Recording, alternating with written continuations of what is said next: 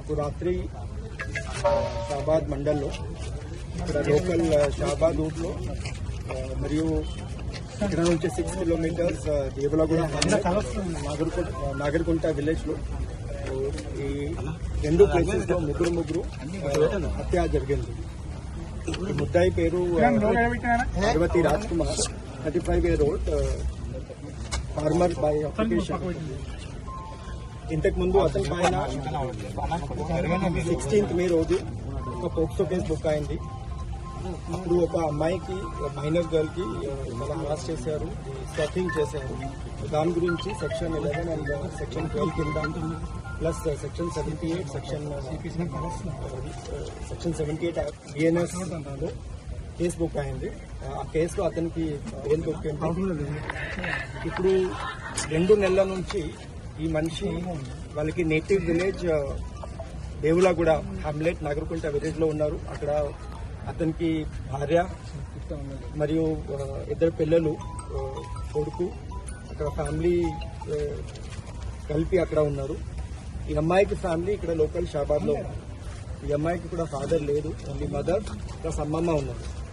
So రాత్రి 11-12 మధ్యలో first ఇక్కడ షాబాద్ లోకల్లో వచ్చి ఇది ముగ్గురు మనిషికి హత్య చేశారు. ఒక నైఫ్ యూజ్ చేసి ఫస్ట్ ఈ అమ్మాయికి మదర్కి చంపాడు. తర్వాత అది అమ్మమ్మ కూడా, అది అప్పుడు స్లీప్లో ఉన్నారు, ఈ అమ్మాయికి కూడా చంపాడు.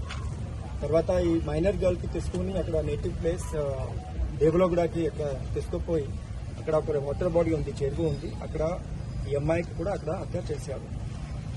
తర్వాత ఈ చెరువు నుంచి అతనికి ఇల్లు హార్డ్లీ 200-250 మీటర్స్ ఉంది. అక్కడ పోయి ఓన్ ఫ్యామిలీ వాళ్ళు ఉన్నారు, అన్ని నిద్రలో ఉన్నారు. భార్య ప్లస్ 2 పిల్లలు, 1.5 year and 4 year 2 కొడుకు, వాళ్ళకి కూడా హత్య చేశారు. తర్వాత అరౌండ్ 11:57 రాత్రికి వాళ్ళకి తండ్రికి ఫోన్ చేశారు, ఇట్లా నేను చేశాను, ఈ 6 మనిషికి హత్య చేశాను చెప్పారు. చేసి ఫోన్ స్విచ్ ఆఫ్ చేశారు. ఇది చెప్పారు, నేను కూడా వెళ్తున్నా, నేను కూడా సూసైడ్ చేస్తాను, but that is not confirm. తర్వాత మాకు ఈ ముద్దాయికి పేరెంట్స్ వచ్చి షాబాద్ పోలీస్ స్టేషన్లో ఈ డాక్టర్ ఇన్ఫర్మేషన్ మాకు ఇచ్చారు. అప్పటి నుంచి మేము ప్రయత్నం చేస్తున్నాము. ఈ 6 మంచి బాడీ ఆల్రెడీ మేము ఈఎంఈ కోసం హాస్పిటల్కి షిఫ్ట్ చేశాము. కంప్లైంట్ బుక్ అయింది. అండ్ ఇది అక్యూజ్డ్ పర్సన్, ఇది ముద్దాయి, ఇది ఇప్పుడు అబ్స్కాండింగ్లో ఉన్నారు. మా తరఫు నుంచి ఇది ఖచ్చితంగా ప్రయత్నం చేస్తున్నాము. We will soon get him and we will locate him and will protect. Sir, పోలీసులు సరిగా వివరించలేదు, పోక్సో కేసు అయిన తర్వాత అరెస్ట్ చేస్తున్నారు, అదే నిర్లక్ష్యంగా ఉన్నారని ప్రధానంగా ఆరోపిస్తున్నారు, ధర్నా కూడా చేస్తున్నారు.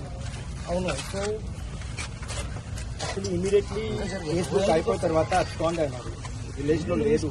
ఆల్మోస్ట్ 15 days, ఇది 2 వారం ఇది విలేజ్లో లేదు. మేము ప్రయత్నం చేశాము అప్పుడు. తర్వాత అతను యాంటిసిపేటరీ బెయిల్కి ఫైల్ చేశారు. ఇది ఇంకా సెక్షన్ 11-12లో ఇది 7 years లోపల ఈ పనిష్మెంట్ ఉంది. సో దాని కారణం మా కోర్టు కూడా they are given anticipatory bail with personal bond release చేస్తారు.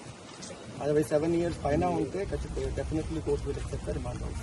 ఫ్యామిలీ వస్తే నెగ్లెక్ట్గా మాట్లాడారు, అంతేకాదు మీరు చూసుకుంటాం. దాని గురించి వీఆర్ వెరిఫైయింగ్.